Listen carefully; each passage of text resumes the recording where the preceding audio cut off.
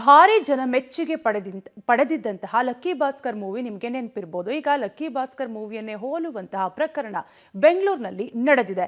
ಸಿನಿಮಾಗೆ ಹೋಲುವ ವಂಚನೆ ಪ್ರಕರಣವೊಂದು ಬೆಂಗಳೂರಿನ ಅಶೋಕನಗರ ಪೊಲೀಸ್ ಠಾಣಾ ವ್ಯಾಪ್ತಿಯಲ್ಲಿ ನಡೆದಿದ್ದು, ವಿವಿಧ ಕಂಪನಿಗಳಲ್ಲಿ ಅಕೌಂಟಿಂಗ್ ಸರ್ವಿಸ್ ಸೇವೆ ನೀಡುವ Ernst and Young MSC company food delivery Swiggy ಕಂಪನಿಗೂ ಅಕೌಂಟಿಂಗ್ ಸೇವೆ ನೀಡುತ್ತೆ. ಬೆಂಗಳೂರಿನ ಕಾಡುಬಿಸನಹಳ್ಳಿಯಲ್ಲಿ ಸ್ವಿಗ್ಗಿ ಕಂಪನಿಯ ವಿದ್ಯುತ್ ಬಿಲ್ ಕಟ್ಟಲು ಅಕೌಂಟಿಂಗ್ ಕಂಪನಿ ಶ್ರೀಕಾಂತ್ ಅನ್ನೋರನ್ನ ನೇಮಕ ಮಾಡಲಾಗಿತ್ತು.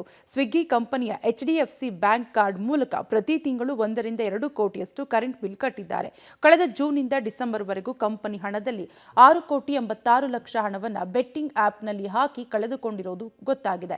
ಈ ಸಂಬಂಧ ನೌಕರ ಶ್ರೀಕಾಂತ್ ಸೇರಿದಂತೆ 3 ವಿರುದ್ಧ ಅಶೋಕನಗರ ಪೊಲೀಸ್ ಠಾಣೆಯಲ್ಲಿ ಎಫ್ಐಆರ್ ದಾಖಲಾಗಿದೆ. ಸ್ನೇಹಿತರ ಜೊತೆ ಹೊರಗೆ ಊಟಕ್ಕೆ ಹೋಗ್ತೀನಿ ಅಂತ ಹೇಳಿದಂತಹ ಯುವಕ ನಾಪತ್ತೆಯಾಗಿರುವಂತಹ ಘಟನೆ ನಡೆದಿದೆ. ಬೆಂಗಳೂರಿನ ಚಿಕ್ಕಜಾಲ ಪೊಲೀಸ್ ಠಾಣಾ ವ್ಯಾಪ್ತಿಯಲ್ಲಿ ಈ ಘಟನೆ ನಡೆದಿದ್ದು, ವಿದ್ಯಾಶಿಲ್ಪ ಕಾಲೇಜಿನಲ್ಲಿ ಪ್ರಥಮ ವರ್ಷದ ಇಂಜಿನಿಯರಿಂಗ್ ವ್ಯಾಸಂಗ ಮಾಡುತ್ತಿದ್ದ 18 ವರ್ಷದ ಪವನ್ ಕುಮಾರ್ ನಾಪತ್ತೆಯಾಗಿದ್ದಾನೆ. ಹುಣಸೆಮಾರನಹಳ್ಳಿಯ ವೈಷ್ಣವಿ ಪಿಜಿಯಲ್ಲಿ ಪವನ್ ಕುಮಾರ್ ವಾಸವಿದ್ದ. 22ನೇ ತಾರೀಕು ಪಿಜಿಯಿಂದ ಫೋನ್ನಲ್ಲಿ ಮಾತನಾಡುತ್ತಾ ಊಟಕ್ಕೆ ಹೊರಗಡೆ ಹೋಗಿದ್ದಾನೆ.